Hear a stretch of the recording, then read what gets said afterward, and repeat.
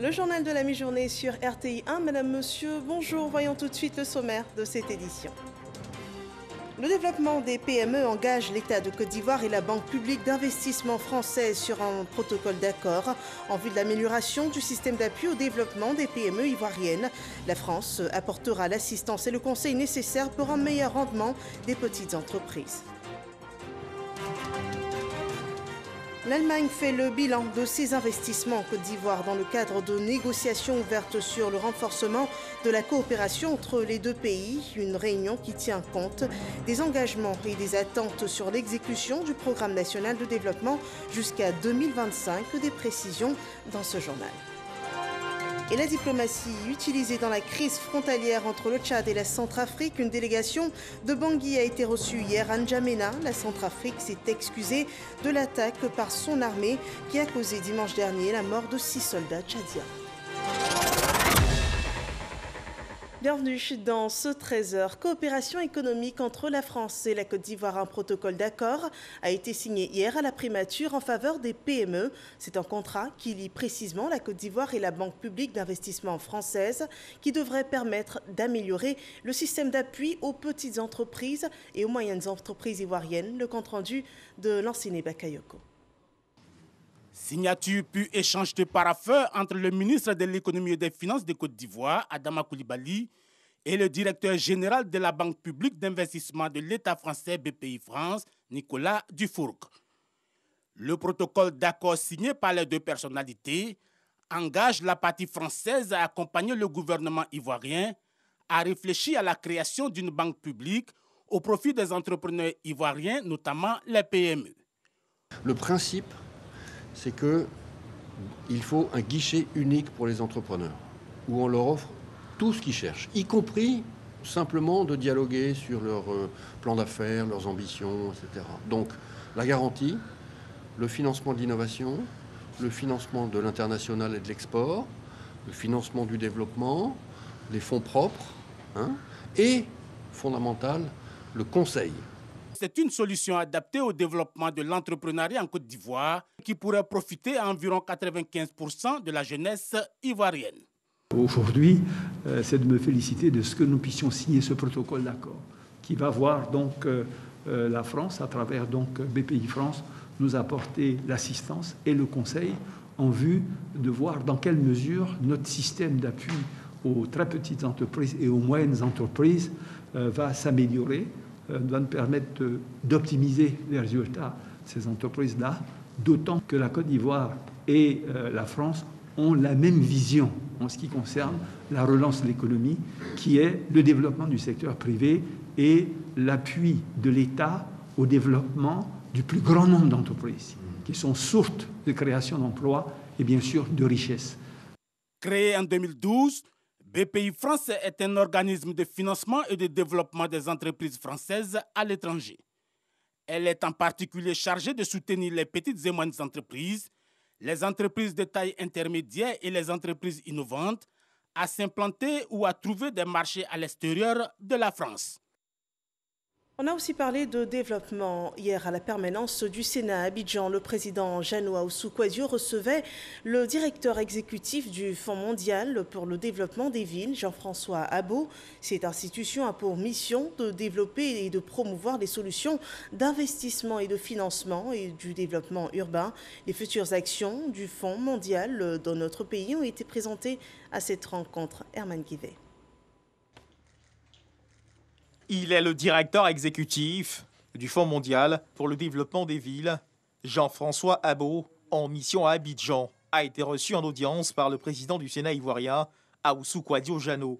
Une visite du directeur exécutif du FMDV pour présenter au président du Sénat de Côte d'Ivoire les actions engagées par l'institution dans le pays, notamment celles qui répondraient aux recommandations du Forum du Sénat avec les collectivités territoriales tenues les 17 et 18 février 2020 à la Fondation Félix Houphouët-Boigny pour la recherche de la paix à Yamoussoukro. Nous avons échangé sur la mise en œuvre de cet agenda et de ces recommandations et de la transformation de ces recommandations en un programme national envers les collectivités locales ivoiriennes. Et ce que je soulignais au président du Sénat, c'est que cet agenda-là est également aligné avec les agendas mondiaux notamment des Nations Unies. Et que cet alignement à la fois international et national avec les besoins des autorités nationales et locales, c'est quelque chose d'assez unique et sur lequel la Côte d'Ivoire pourrait inspirer d'autres États africains à le développer également. Toutes ces activités-là vont bénéficier à court, moyen et long terme aux collectivités locales. En quoi consistera l'action du Sénat pour ce qui concerne la mise en œuvre de ces recommandations? Monsieur Jean-François Abou donc est venu rencontrer Monsieur le Président du Sénat pour voir dans quelle mesure le Sénat pourrait donc convenir d'un programme en matière d'investissement et de développement des villes.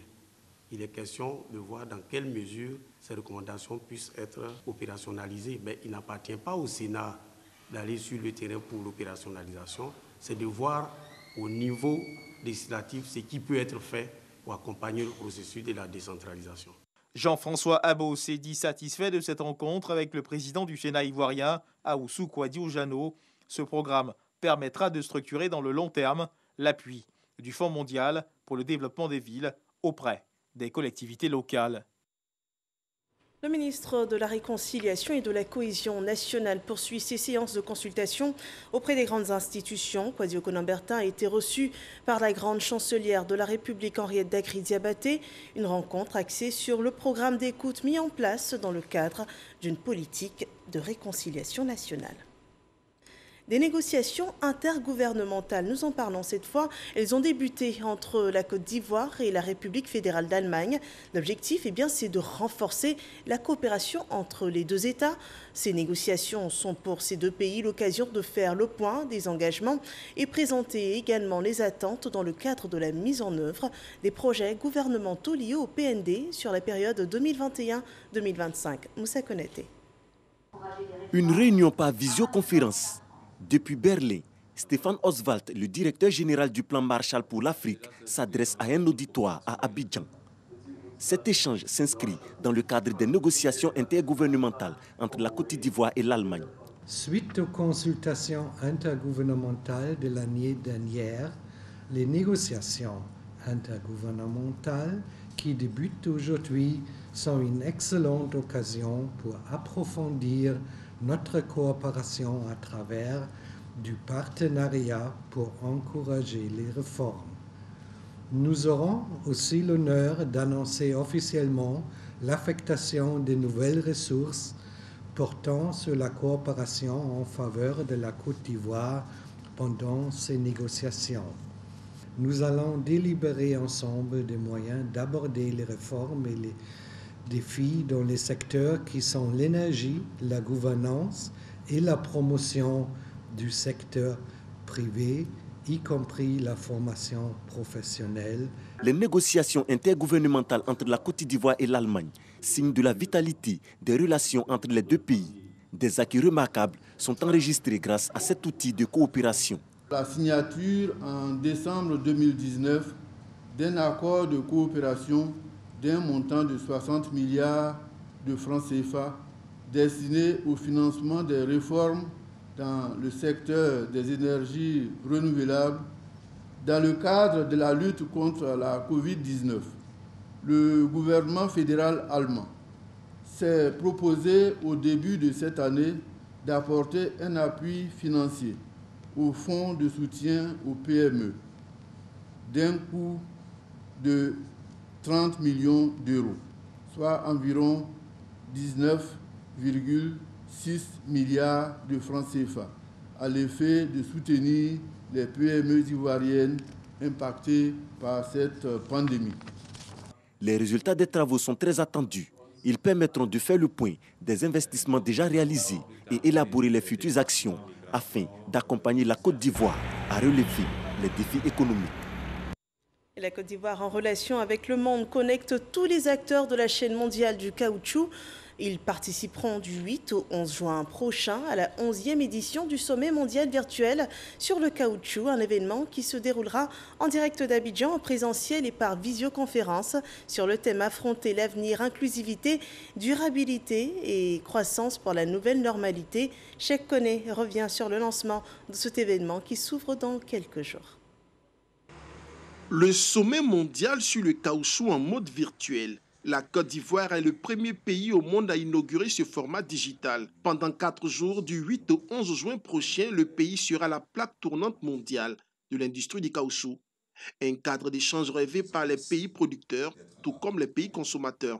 Ce sommet donne à la Côte d'Ivoire l'occasion de montrer au monde entier combien nous avons travaillé pour réussir notre agriculture et comment nous, petits pays d'Afrique, sommes parvenus à nous inscrire également parmi les meilleurs au monde pour la qualité de notre caoutchouc.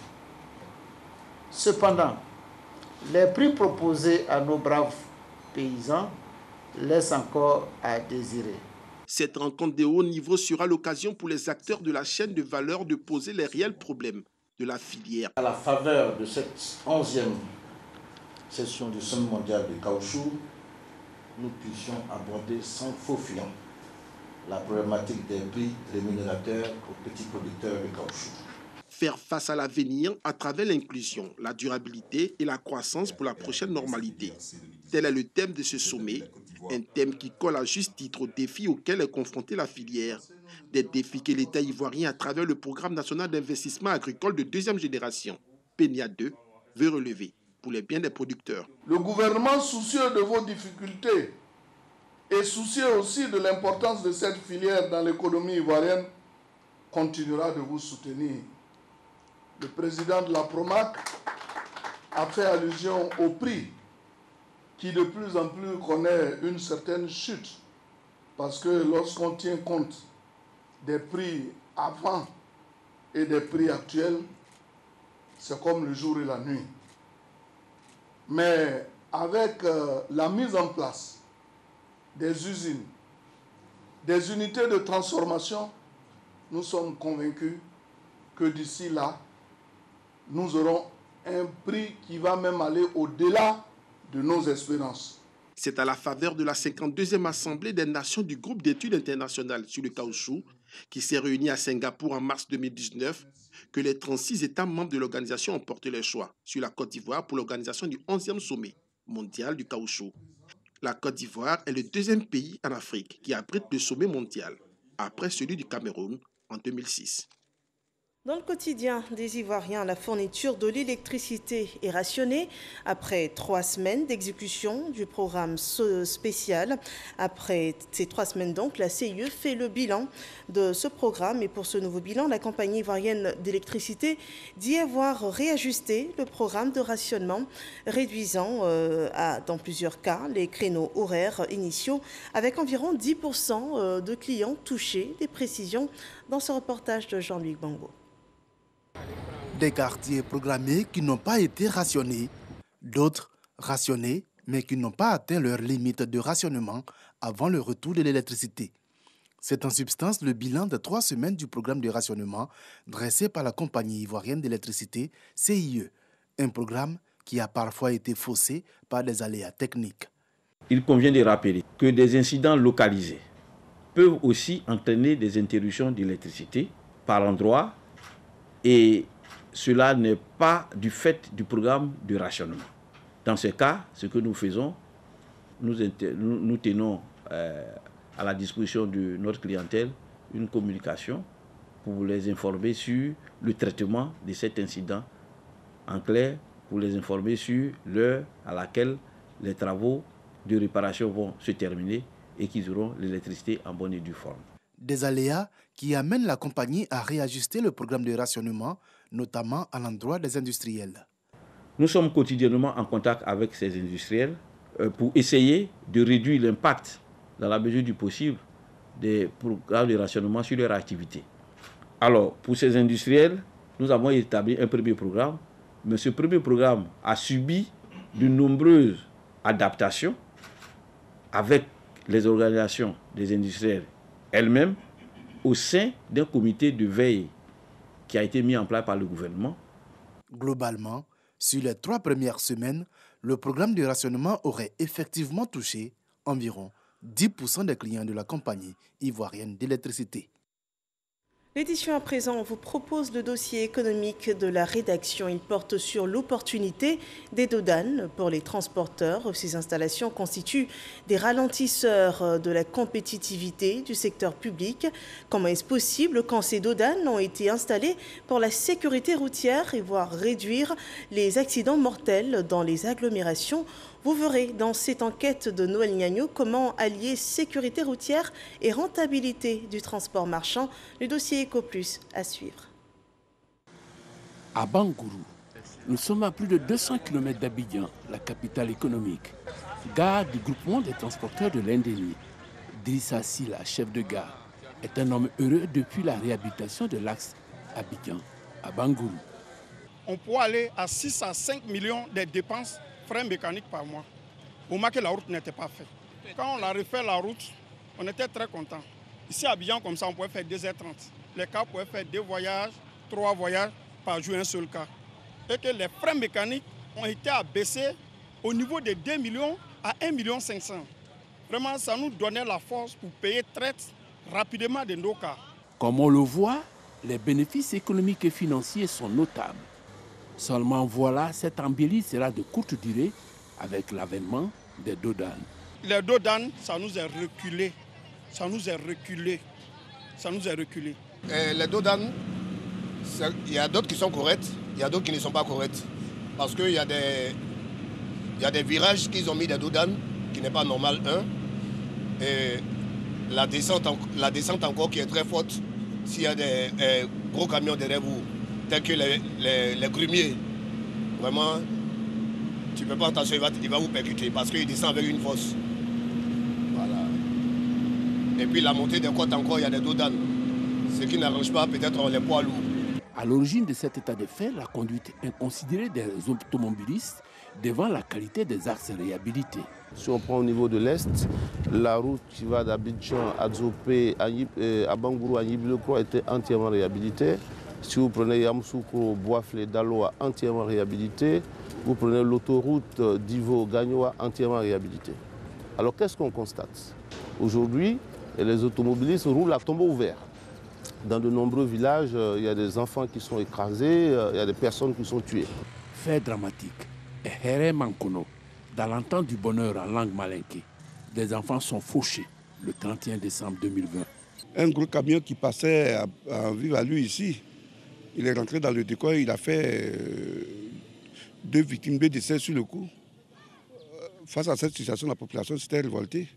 La population était obligée de bloquer la situation, pratiquement de 17h jusqu'à 1h du matin. Les exemples de cette nature sont légion. De 2013 à 2018, on a observé un accroissement de 21% d'accidents, le nombre d'accidents. On a observé un accroissement de 37% du nombre de blessés. Et ce qui est dramatique, je l'avoue, on a un accroissement de 79% du nombre de morts. Contraints, les pouvoirs publics, malgré les mesures prises, ont cédé aux pressions des populations riveraines. Ainsi, Ndoussi Gagnoa, 170 km, plus d'une centaine de dodanes avec une crête à Hermankono. 14 ralentisseurs pour 2,5 km. Les véhicules traversaient le village à une vitesse supérieure à 100 km/h. Il faut le dire, on s'est chaque fois plaint, mais je crois que les conducteurs ne comprenaient pas. Et pour ne pas faire d'injustice, nous avons demandé à ce que l'État vienne nous aider avec les dodanes pour éviter les morts. Parce qu'en un mois, on a eu plus de 4 à 8 morts. À Bangourou, Abidjan, plus de 180. Ici, Abidjan fait 180 dodanes de 100 km. Il y a des villages où on doit mettre 3 dodanes. Il y a 15 dodanes. Il y a des villages où on doit mettre 3 dodanes. Il y a 20 dodanes. Rappelons, à toutes fins utiles, que le transport routier marchand pèse 7 à 12% du produit intérieur brut, PIB, sur la période 2012-2019. Pour les acteurs de ce secteur, l'avènement des dodanes dans sa forme actuelle est contre-productif. Une route est faite pour faciliter la fluidité routière. Mais lorsque sur la route, il y a des obstacles à la fluidité routière, vous voyez déjà que ça pose problème. C'est pour cela que nous retenons dans la forme que l'autorité est en train de chercher à réduire la vitesse, à éduquer de plus en plus les conducteurs. Mais nous pensons aussi que ériger des obstacles sur la route n'est pas tout à fait la solution. Que faire? Pour les populations riveraines des voies, les dodanes sont la panacée. Depuis que moi je suis arrivé, on a eu 4 accidents. Et dans les 4 accidents, il y a eu 2 morts. Depuis que j'ai fait les dodanes, il n'y a plus d'accidents. Pour la réhabilitation des voies, nous remercions le gouvernement pour avoir fait un travail. Quant à l'avènement des dodanes, c'est encore un plus parce que grâce aujourd'hui aux dodanes, les vitesses à l'entrée des villages sont réduites. Elles sont soutenues par des praticiens avec force argument. Si je dois faire une comparaison entre la présence des dodanes et l'absence des dodanes, je pense que la présence des dodanes sur le plan médical est beaucoup favorable. Autre soutien détaillé, le ministre de tutelle des routes. Entre privilégier la sécurité des Ivoiriens et obliger les automobilistes à ralentir, nous préférons obliger les automobilistes à ralentir avec des dodanes plutôt qu'il y ait continuellement des morts. Sécurité routière et rentabilité économique du secteur du transport marchand. Voilà l'équation à résoudre sans passion et avec objectivité. Dans cette optique, une piste est à explorer. Légiférer sur la question des ralentisseurs sur nos routes afin d'asseoir une réglementation en la matière à l'effet de réconcilier rentabilité économique et sécurité des populations. Parce que, dit-on, il n'y a de richesse que d'hommes. Voilà, les dodanes ralentisseurs, certes du transport marchand, mais aussi bénéfiques pour la sécurité routière. Et en attendant qu'une loi soit faite pour réglementer leur installation, eh bien, veillons au respect du code de la route. C'est un dossier à revoir sur rti.info. Dans la lutte contre la Covid-19, la Côte d'Ivoire a reçu 175 000 doses de vaccins supplémentaires pour poursuivre la campagne de vaccination anti-Covid. Une campagne qui s'accompagne aussi de sensibilisation des populations au respect des gestes barrières. Voyons ensemble le point de cette pandémie à cette date.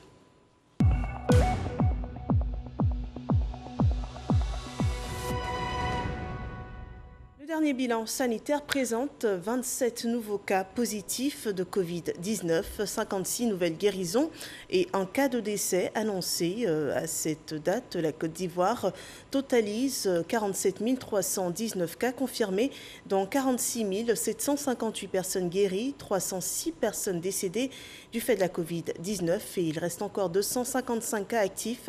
La campagne vaccinale, elle enregistre à ce jour 543 663 doses administrées sur tout le territoire ivoirien. Restons toujours dans le domaine de la santé et parlons de l'amélioration de la santé sexuelle et reproductive. Elle réunit des chercheurs africains à Abidjan depuis lundi dernier. Ils sont instruits sur l'administration de la recherche et la gestion des projets de recherche dans ce sens, des outils nécessaires pour améliorer la santé des femmes et des enfants dans les différents pays représentés à cette rencontre sont donnés. Plus de détails dans ce compte-rendu de Patricia Oumou.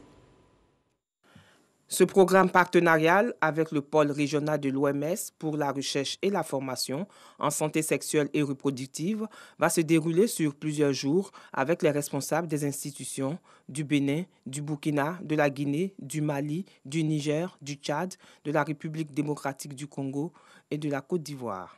Le système de recherche est confronté à de nombreuses difficultés sur le plan de la gestion des projets de recherche. Il était donc important de porter un intérêt à la formation en administration de la recherche et en gestion de projets. Le réseau africain en matière donc de santé sexuelle et reproductive, c'est un réseau qui vise donc à augmenter les compétences des institutions partenaires en matière de formation, en matière de recherche et de transfert de connaissances sur la santé sexuelle et reproductive. Les indicateurs concernant la santé de la mère et de l'enfant constituent un réel défi dans le cadre de leur amélioration. Et pour ce faire, la recherche vient soutenir toutes les actions du ministère de sorte à pouvoir générer des évidences scientifiques. Et il est important dans ce contexte-là que ceux-là même qui mènent cette recherche puissent être renforcés dans leurs capacités, non seulement en termes de gestion des projets de recherche, mais aussi en termes d'administration, de sorte à pouvoir fournir des données probantes pouvant servir le ministère dans sa prise de décision. Échanges entre participants et présentations ont renforcé les connaissances et les compétences des chercheurs et les personnels administratifs au cours de cette rencontre. Une action sociale, une assistance est apportée aux orphelins et enfants rendus vulnérables du fait du VIH, SIDA et de la tuberculose. L'ONG Alliance Côte d'Ivoire a fait partager à ses enfants des moments de convivialité. Des vivres ont été offerts à ceux qui souffrent de la tuberculose. Astou Touré. Journée récréative pour les orphelins et enfants rendus vulnérables du fait du VIH et de la tuberculose.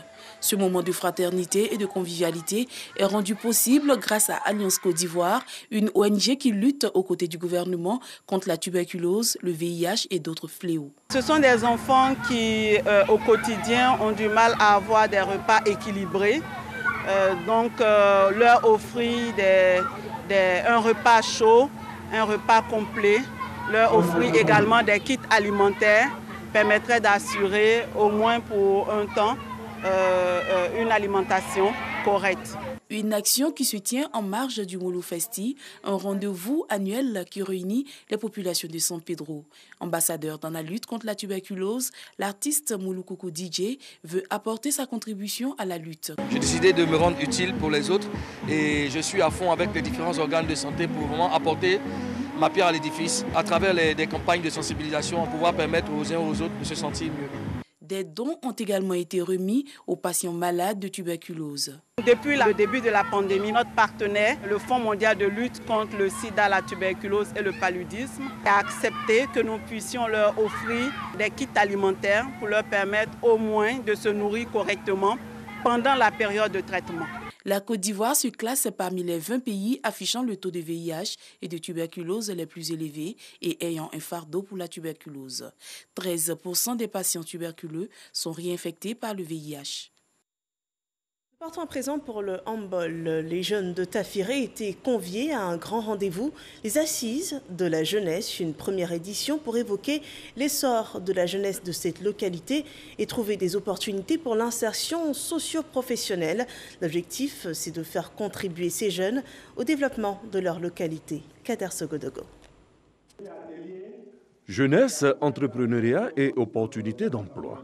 C'est le thème des premières assises de la jeunesse de Tafiré, une initiative du maire Koulibaly Sungalo, dit Charles Sanga, qui veut sortir sa jeunesse des effets vertigineux du chômage. Ils sont venus pour que nous puissions réfléchir donc aux possibilités qui s'offrent à eux sur le plan local, pour voir comment on peut traduire le programme national de l'emploi localement.